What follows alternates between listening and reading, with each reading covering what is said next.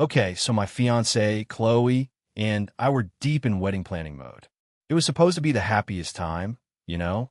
Picking out flowers, tasting cakes, figuring out seating charts, all the usual beautiful chaos. We were getting married in April, about 6 months away, and everything felt like it was finally coming together. Chloe is incredible, my absolute rock. And honestly, planning our future together felt easy, natural. It was everything outside of that bubble that started getting complicated. My family is a mix. My dad is pretty laid back, tries to avoid drama at all costs, usually defaults to can't we all just get along mode. My mom is more emotionally invested, thankfully, and she usually has a pretty good read on people. Then there's my sister, Sarah. She's a few years younger than me, in her mid-20s, and she's always had this knack for attracting, well, situations. Not necessarily bad herself, but drawn to people who bring chaos. For the past couple of years, Sarah had been with Daniel. And Daniel? Daniel was great. He was stable, kind, funny, had a good head on his shoulders. We all liked Daniel. He was the kind of guy you hoped Sarah would finally settle down with, the kind who seemed to ground her a little. They even lived together. The issue, the perpetual fly in Sarah's ointment, was her best friend, Mark. I've known Mark since high school, and he's always been a lot. Needy, attention-seeking, subtly manipulative. He had this way of making any situation about himself and seemed to thrive on Sarah's drama. He'd pop up whenever Sarah was happy in a relationship, needing some kind of help or emotional support that conveniently required all of Sarah's time and energy. I remember years ago, when Sarah was really serious with a guy named David, Mark suddenly had a crisis and needed Sarah to drive him cross-country on a moment's notice. She dropped everything, and guess what? The relationship with David fell apart shortly after. Coincidence? We didn't think so. Chloe couldn't stand Mark, and frankly, neither could I. He just felt slimy. Anyway, we sent out the wedding invitations a few weeks ago. We decided to do household invitations to keep things simple, one invite per family or cohabiting couple. So, one went to Sarah and Daniel's apartment. Standard stuff. Last week, we were all over my parents' place, helping them sort through some tax documents. Thrilling, I know, but a typical family thing for us. While we were there, munching on pizza, I casually asked Sarah if Daniel had any dietary restrictions I should know about for the wedding caterer. Daniel is vegetarian. I remembered that, but wanted to be sure about allergies or anything. Sarah didn't even look up from the receipt she was scanning. "Oh, Daniel's not coming," she said, like she was talking about the weather. I paused, holding a stack of papers. "He's not. Is everything okay?" I immediately thought maybe they'd broken up, which would be sad, but okay. "Oh, we're fine," she said, finally looking over a little too brightly. "I'm bringing Mark instead." The paper stack in my hand might as well have burst into flames. I stared at her. You're bringing Mark? To my wedding? Instead of Daniel?" She shrugged, a casual, infuriating little shrug. "Yeah, Mark really wants to see everyone. It'll be like a mini reunion for the old high school crew." I felt my blood pressure rise. "Sarah, the invitation was for you and Daniel. As a couple, my wedding isn't a high school reunion, and it's certainly not an opportunity for Mark to parachute in and make everything weird." Her face hardened instantly. "What's that supposed to mean?" "It means," I said, trying to keep my voice level, "that I didn't invite Mark. I invited you and your partner. Daniel is your partner. Mark is not. And honestly, you know how Chloe and I feel about Mark. He always causes drama. We don't want that at our wedding." "He does not always cause drama," she shot back, her voice rising. "You just don't understand our friendship. He's my best friend. He needs me right now. He's been going through a tough time, and he really wants to be there to support me. Support you by ditching your long-term boyfriend for a wedding celebrating our long-term commitment." I retorted, getting angry now. "Come on, Sarah. This is Mark's classic move.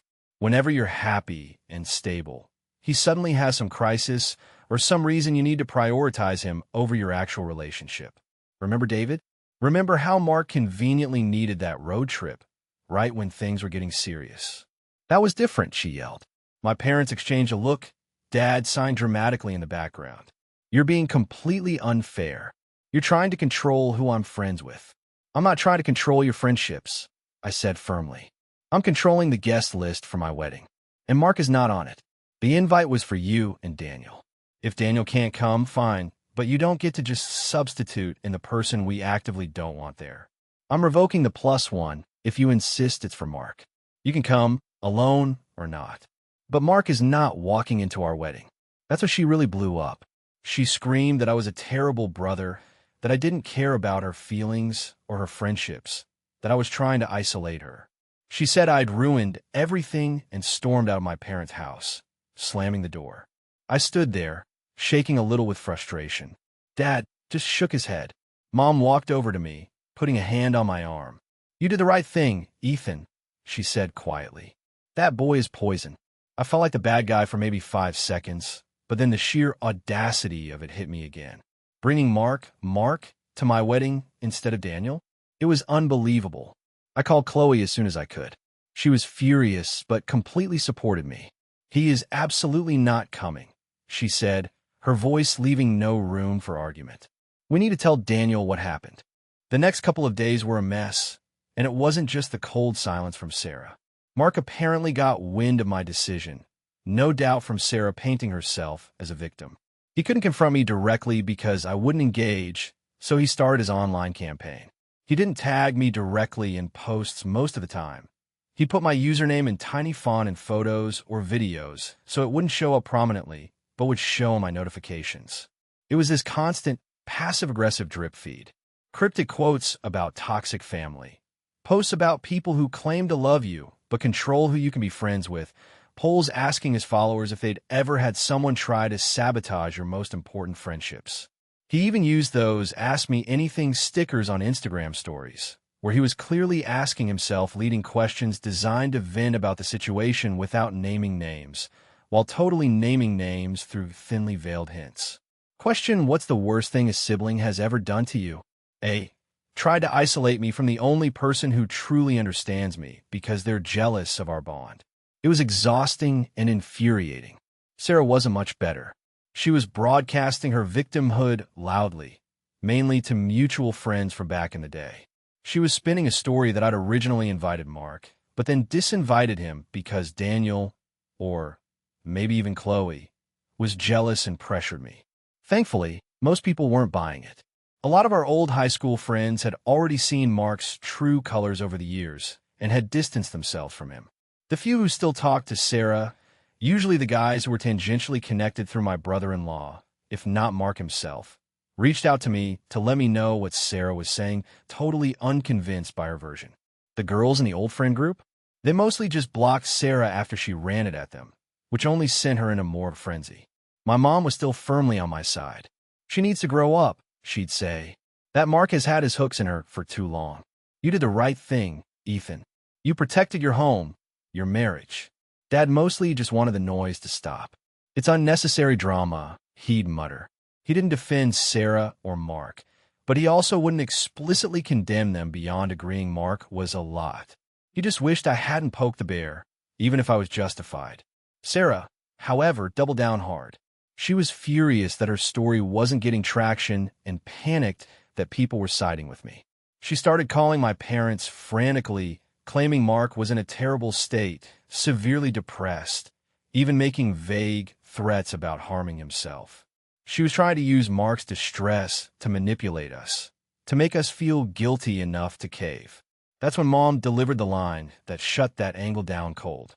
When Sarah was hysterical on the phone about Mark, Mom calmly said, "Sarah, if you genuinely believe Mark is a danger to himself, you need to call emergency services. You call 911. That is not something you or we are equipped to handle. That is a medical emergency, and you need to treat it like one. You're not Mark's therapist or his keeper. Call the professionals."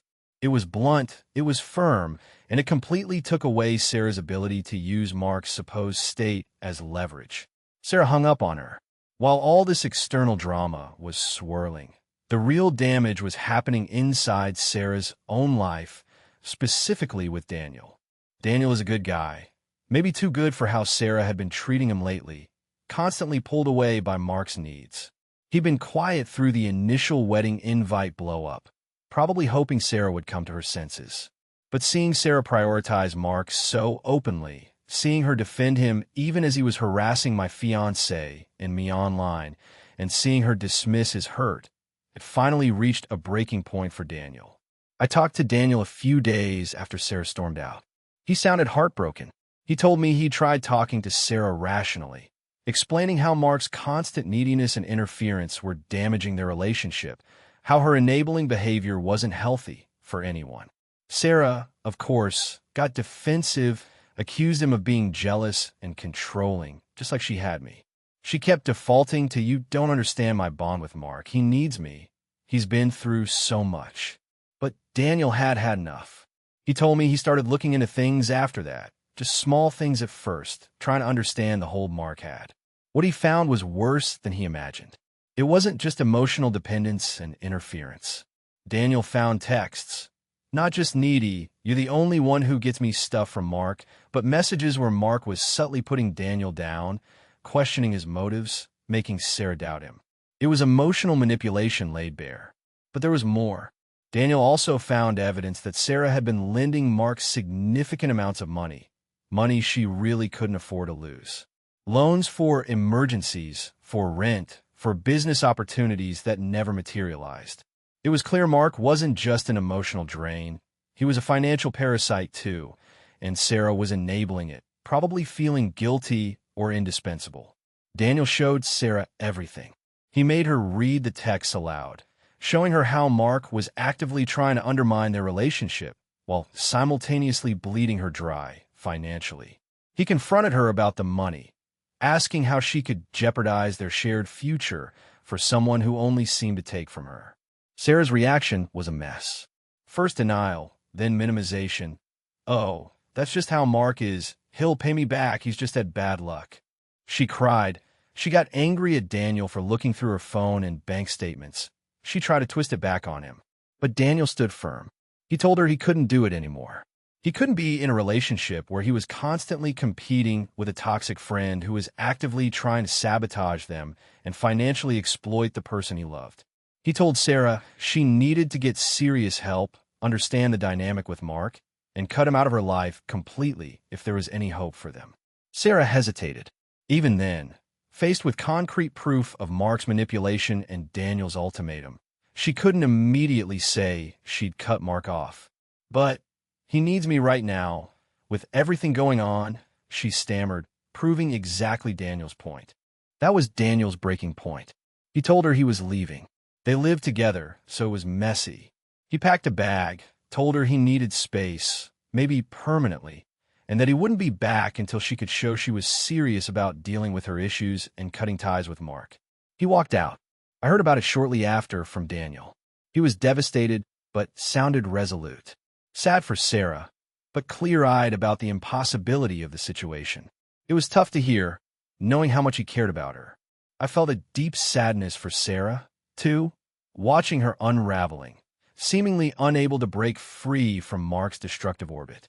With Daniel gone, I had a terrible feeling she would just lean even harder on the very person who was causing her so much pain. And that's exactly what happened.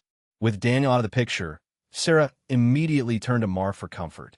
Mark, of course, was right there, validating her pain, telling her she was better off without Daniel anyway, and reinforcing that he was the only one who truly understood her. To get away from it all, Mark suggested they take a trip, a spur-of-the-moment escape to clear their heads after all the stress they'd been through, stress largely caused by them. They decided on a country somewhat off the beaten path, not a standard tourist destination, definitely not somewhere with easy reciprocal healthcare agreements. Looking back, it felt less like a relaxing getaway and more like a way for Mark to isolate Sarah further. I had a bad feeling about it, seeing Sarah post vague photos online about needing a break, still throwing subtle shade at me and Daniel. But I kept my distance. What more could I do? A few days into the trip, things went south. I pieced this together later from Sarah and Mark, though their stories were inconsistent. Sarah started feeling sick, nausea, feverish. At first, she or Mark dismissed it, maybe bad food, maybe just stress from the breakup. They kept going, maybe even went out drinking one night. Sarah felt worse, much worse, over the next couple of days. It wasn't just a bug. It was a rapidly escalating infection. They finally decided she needed a hospital. Mark was driving, trying to get her there. Sarah was in terrible shape by this point, maybe drifting in and out of consciousness. According to Mark, he panicked.